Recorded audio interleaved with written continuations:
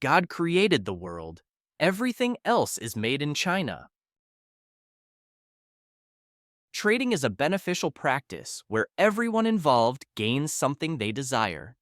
It's a mutually advantageous exchange, ensuring that both parties are satisfied. For example, I can offer you a spear in exchange for a fur coat. By doing so, I'll have an easier time hunting and you'll be able to stay warm. This system greatly improves our standard of living because we can specialize in our respective skills. A baker knows how to make delicious bread, a farmer excels at growing vegetables, and a tailor creates high-quality clothing. With expertise in specific areas, we can produce more and better products than if we were to dabble in different trades. The possibilities for success and subsequent trade opportunities are endless with this system. The same principle applies to countries as it does to local conditions. If a country excels in a particular area, it would be wise for them to focus on that and acquire other goods through trade with other countries. International trade has the potential to improve the quality of life for both exporters and importers. It opens up a larger market, reduces prices, and expands the variety of products available. But what if a country is severely underdeveloped and unable to compete with the best in the world? Just imagine this scenario. On a deserted island, the ultimate superhero Batman meets his friends Tom the Cat and Jerry the Mouse. They have to catch fish for survival and build a lifeboat. While Batman manages to catch 4 fat fish in just one day, Tom and Jerry only catch 3 when they work together. And while it takes Batman 12 days to construct a boat, it takes the duo 32 days. Despite Batman being more skilled at everything, is it even worth his time to communicate with his less capable friends? Absolutely. This is known as comparative advantage. Assuming that both teams work 8-hour shifts and need to consume 1 fish each day to sustain themselves, let's consider the scenario where Batman decides he doesn't want to work with his clumsy companions. He dedicates 2 hours of his day to fishing and 6 hours to constructing a boat. After 16 days, the boat is completed and Batman can finally leave the island. On the other hand, the 2 animals spend more than half of their day fishing for at least 2 fish before they begin building their boat. It could take them up to 72 days to complete the boat and escape from the island. Now, let's say Batman offers a deal to the other 2. He'll do a quarter of the boat's construction if they provide him with a fish every day. They agree, and after just 15 days, Batman leaves the island. Tom and Jerry also leave 3 days earlier than in the first case. This deal proves beneficial for everyone involved, even for the skilled Batman who excelled at all tasks. How come? Because even those who are less efficient or clever have their own strengths that can contribute positively to group efforts. In this case, Batman was 3 times more efficient at building boats than the Jerry team, but only 1/3 faster at fishing. Therefore, by splitting up tasks based on individual strengths, everyone can maximize their potential and achieve a better outcome overall. In the past, trade was limited to local or regional areas. When foreigners from other parts of the world arrived at the gates of the cities, they were usually not seeking to establish business contacts. Just ask the Vikings. However, around 2,000 years ago, things began to change when Chinese luxury goods made their way to the courts of Roman rulers. This led to the creation of the Silk Road, which was possible because both empires controlled most of its length. Centuries later, a second trade route emerged through India and Egypt, this time by water and run by Muslim traders who specialized in selling spices. It wasn't until the Age of Discovery that global trade truly took off. However, experts argued that this period cannot be considered the beginning of globalization since the primary goal of colonizers was not trade, but rather controlling and exploiting new territories. Globalization can be traced back to the early 1800s, when the Industrial Revolution spurred advancements in technology and led to the rise of international trade. Steam-powered ships with refrigerated compartments made it easier to transport goods like metal, machinery, textiles, and meat across oceans. Even something as seemingly insignificant as standardizing containers had a huge impact on global trade. Today, it is estimated that 90% of goods are shipped by sea, with 60% of that being in standardized steel containers. This has greatly streamlined the loading and unloading process, which used to require many people and various tools due to different package sizes and shapes. Now, large automated equipment can easily handle the loading and unloading of uniform metal boxes. In fact, it's almost like playing with Lego.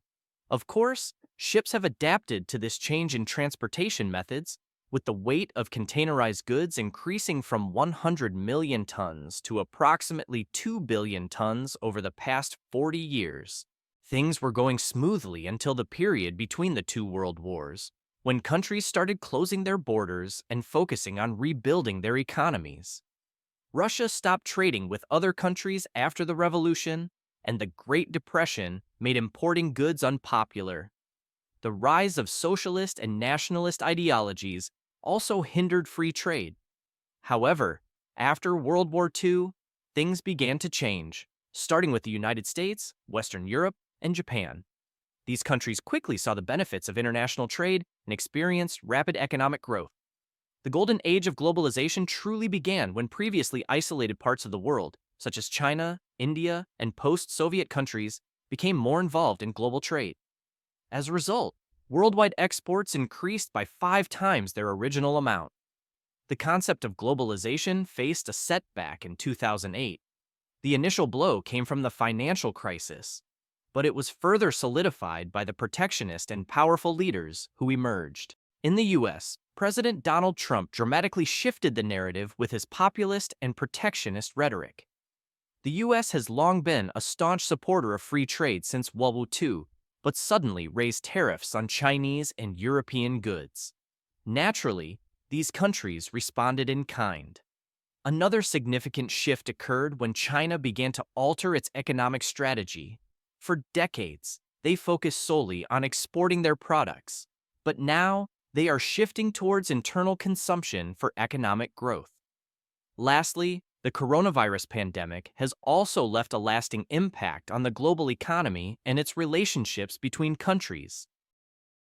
Is it possible to eliminate borders between countries and embrace a global society? It's a complex question, as economic success can be achieved through various paths and the preferences of nations and cultures differ greatly. For instance, Swedes and Chinese may have different ideas about equality, economic security, innovation, stability, and dynamism. This dilemma is evident in globalization. While markets are global, the underlying institutions are still tied to individual nations. As seen in the previous video, income disparities between countries have decreased due to globalization, resulting in millions of people being lifted out of poverty, primarily in China and India. However, protests against globalization and support for import sanctions are still prevalent. This can be boiled down to one sentence. While the global economy has grown significantly, not everyone has reaped the benefits. Disparities within countries have increased, with the average person falling far behind wealthy individuals like Musk or Bezos. American voters are more concerned about their own situation than the state of the global economy, especially when they see their jobs being taken by foreign workers. Even those who haven't lost their jobs share this sentiment. They fail to recognize that many imported goods are now much cheaper because of the global market. By implementing additional tariffs to protect our market, only a small number of domestic producers will gain benefits, while most domestic consumers will suffer and be forced to pay higher prices.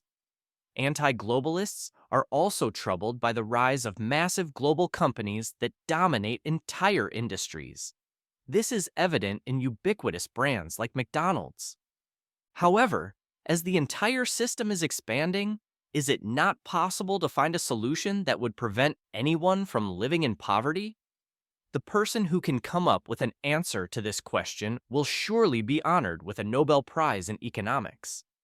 One potential starting point could be shifting our focus from free trade to fair trade. Instead of blindly supporting the import of cheap goods that are only cheap because they exploit forced child labor, violate human rights, and neglect environmental standards, we should prioritize ethical trading practices. Other important steps include protecting private property, reducing corruption within law enforcement, streamlining bureaucratic processes, and reforming education systems around the world. While globalization has its benefits, it is ultimately up to each country to determine at what pace they want to participate in it. One might wonder why nearly everything seems to be made in China. It's because China has effectively utilized a combination of three factors: cheap labor, a strong pro-export policy, though often controversial, and a gradual approach to change that considers local conditions. Let's recapitulate it. Trading voluntarily is a win-win situation for everyone involved.